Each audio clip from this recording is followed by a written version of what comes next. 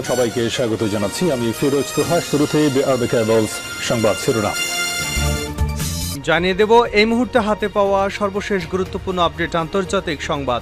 Iran Israel ফিলিস্তিনি ত্রিমুখী যুদ্ধ চলছে। শুরুতেই থাকছে গাজায় বর্বরতার জন্য দায়ীদের অবশ্যই জবাবদিহি করতে হবে বলে হুঁশিয়ারি উচ্চারণ করেছেন তুরস্কের president Recep Tayyip Erdogan.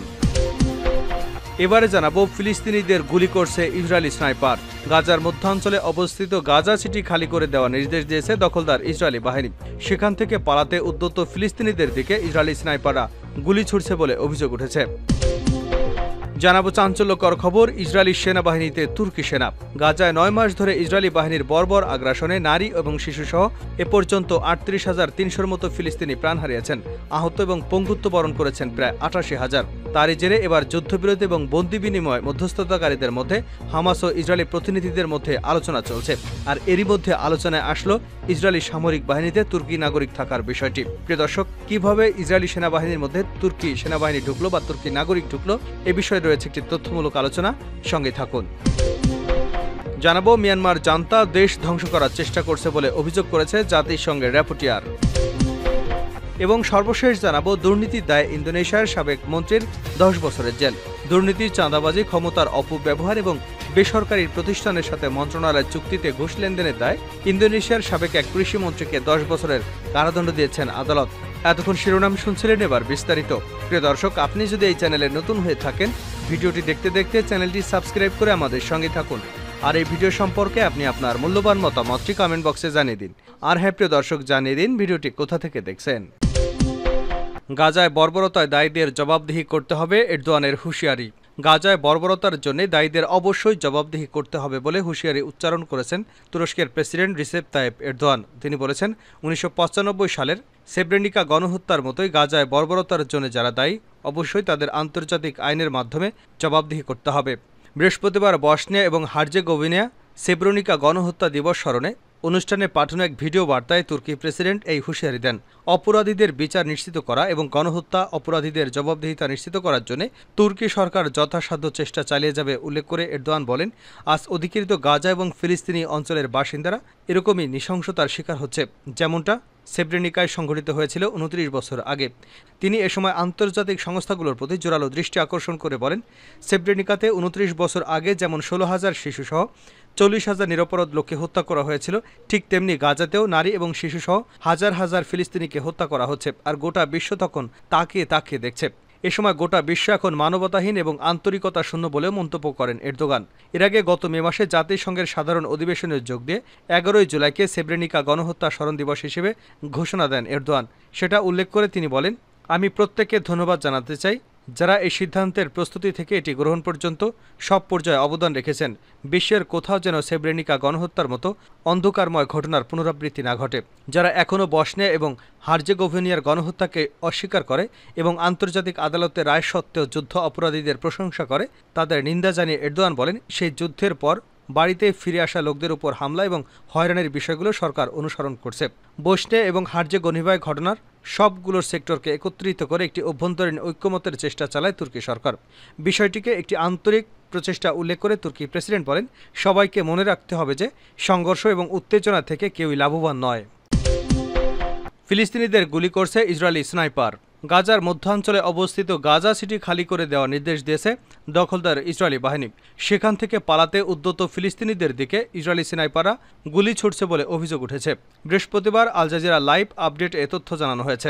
Gaza সিটির সুজায়া মহল্লার ইয়ারমুক স্টেডিয়ামের মধ্য দিয়ে পালিয়ে যাওয়ার পরিকল্পনা করছিলেন এক ফিলিস্তিনি নারী, কিন্তু তাকে জানানো হয় ওই সড়কে ইসরায়েলি স্নাইপারের গুলিতে নিহত ফিলিস্তিনিদের মরদেহের স্তূপ জমে আছে। আমরা প্যারামেডিক এবং দমকল বাহিনীর সদস্যদের কাছে সাহায্য চাই, তারা যেন অন্তত মরদেহগুলো সড়ক থেকে সরিয়ে নিয়ে যায়। এটা না করা হলে রাস্তার কুকুর এসে মরদেহ থেকে মাংস খেতে শুরু করবে, তাদেরকে কবর দেওয়া প্রয়োজন।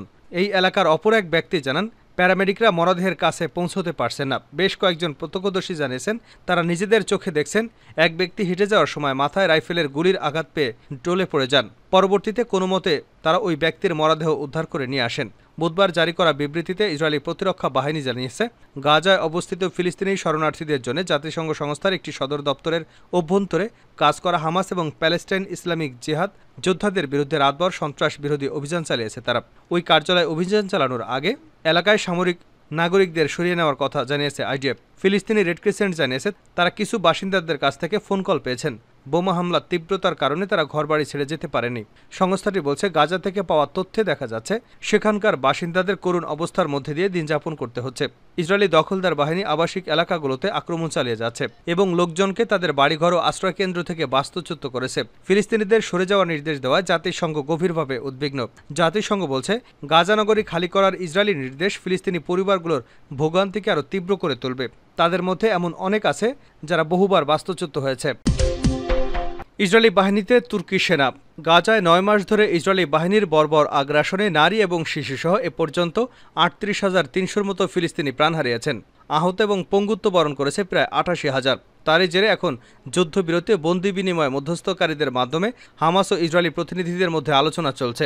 এরই মধ্যে এবার আলোচনায় ইসরায়েলি সামরিক বাহিনীতে তুর্কি নাগরিক থাকার বিষয়টি। জানা গেছে, যেসব তুর্কি নাগরিক ইসরায়েলি বর্বর বাহিনীতে কাজ করছেন এবং যারা গাজায় বর্বর আগ্রাসনে জড়িত রয়েছে তাদের বিরুদ্ধে শাস্তিমূলক ব্যবস্থা নেওয়ার জন্য তুরস্কের জাতীয় সংসদে বিল উত্থাপন করা হয়েছে। টার্কিশ ফ্রিকস পার্টি কুর্দি প্রভাবিত এবং ইসলামপন্থী দলটির নেতা সারকান রামাল্লি বুধবার তুর্কি সংবাদে বিলটি উত্থাপনের পর বলেছেন, তুরস্কে যেসব নাগরিক ইসরায়েলি দ্বৈত নাগরিকত্ব নিয়ে বসবাস করেন এবং গাজায় বর্বর আগ্রাসনে যুক্ত তাদের নাগরিকত্ব বাতিল করতে হবে। পাশাপাশি তুর্কি এবং ইসরায়েল দ্বৈত নাগরিকদের সম্পদ জব্দ করার দাবিও জানানো হয় ওই বিলে। রামানলি বলেন, আমি মনে করি তুর্কি ইসরায়েলি দ্বৈত নাগরিক যারা গাজায় মানবতা বিরোধী অপরাধে জড়িত তাদের নাগরিকত্ব কেড়ে নেওয়া উচিত। এজন্য আমরা সংসদে এই বিল উত্থাপন করেছি। তুরস্কের এই নেতা বলেন, আন্তর্জাতিক চুক্তি এবং কনভেনশন অনুসারে আমাদের অবশ্যই সক্রিয়ভাবে গণহত্যা এবং মানবতা বিরোধী অপরাধের বিরুদ্ধে লড়াই করতে হবে। কিন্তু তুরস্কের আইন এবং বিচার মন্ত্রণালয় এ বিষয়ে কোনো পদক্ষেপ নেয়নি। আমরা কিসের জন্য দীর্ঘ ৯ মাস অপেক্ষা করলাম? সেই সঙ্গে তুর্কি ইসরায়েলি দ্বৈত নাগরিকদের কাছ থেকে জব্দ করা সম্পদ অসহায় পরিবারগুলোর মাঝে বিতরণ করে দেওয়া হবে বলেও দাবি করেন রামাল্লি। বিলটি আইনে পরিণত হলে তা ইসরায়েলের কর্মরত কতজন তুর্কি সেনার উপর প্রভাব ফেলবে তা পরিষ্কার নয়, কারণ ইসরায়েলের সামরিক বাহিনীতে কাজ করা এ ধরনের দ্বৈত নাগরিক সংখ্যা কত তা স্পষ্ট নয়। মিয়ানমার জান্তা দেশ ধ্বংস করার চেষ্টা করছে জাতিসংঘের র্যাপোর্টিয়ার। অভ্যুত্থানের মাধ্যমে ক্ষমতা দখল করলেও এখন মিয়ানমার জান্তা বাহিনী দেশটিকে নিয়ন্ত্রণ করতে পারছে না, যে কারণে তারা দেশটি ধ্বংস করে ফেলার চেষ্টা করছে। এমনই সতর্কতা দিয়েছে মিয়ানমারে নিযুক্ত জাতিসংঘের বিশেষ র্যাপোর্টিয়ার টম অ্যান্ড্রুস। ২০২১ সালের ১ ফেব্রুয়ারি অভ্যুত্থানের মাধ্যমে গণতান্ত্রিকভাবে নির্বাচিত সরকারকে হটিয়ে মিয়ানমারের ক্ষমতা দখল করে দেশটির সেনাবাহিনী।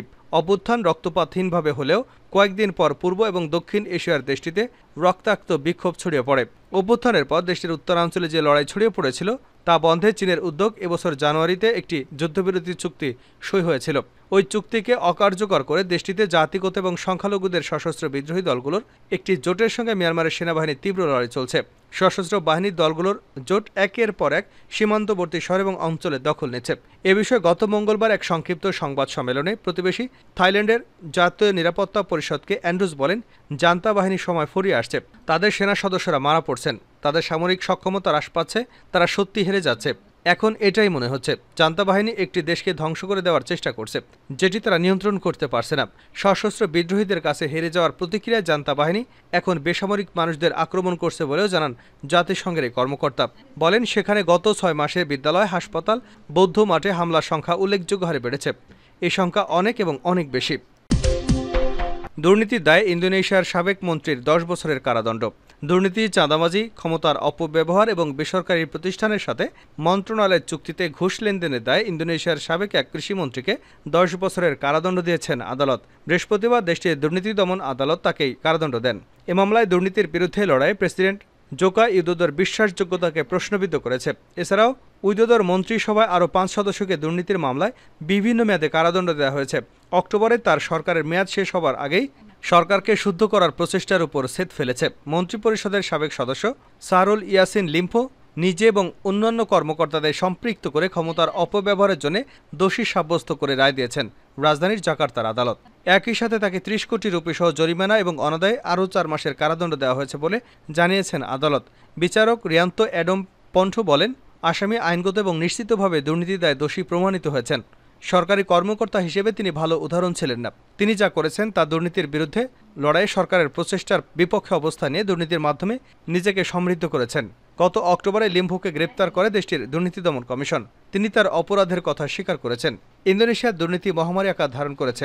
প্রায় ২৭ কোটি মানুষের দেশে কয়েকটি কার্যকর প্রতিষ্ঠানের মধ্যে অন্যতম দুর্নীতি নির্মূল কমিশন। এটি প্রায় দেশটির আইন প্রণেতাদের আক্রমণের শিকার হচ্ছে। এজন্য তারা কমিশনটির ক্ষমতা কমাতে চান। ২০০৩ সালের শেষের দিকে প্রতিষ্ঠানটি প্রতিষ্ঠার পর থেকে কপিকে স্থানীয় সদস্যদের মধ্যে প্রায় ২৫০ জন, ১৩৩ জন রিজেন্ট ও মেয়র, ১৮ জন গভর্নর, জাতীয় সংসদের ৮৩ জন সদস্য এবং ১২ জন মন্ত্রীকে গ্রেপ্তার করেছে।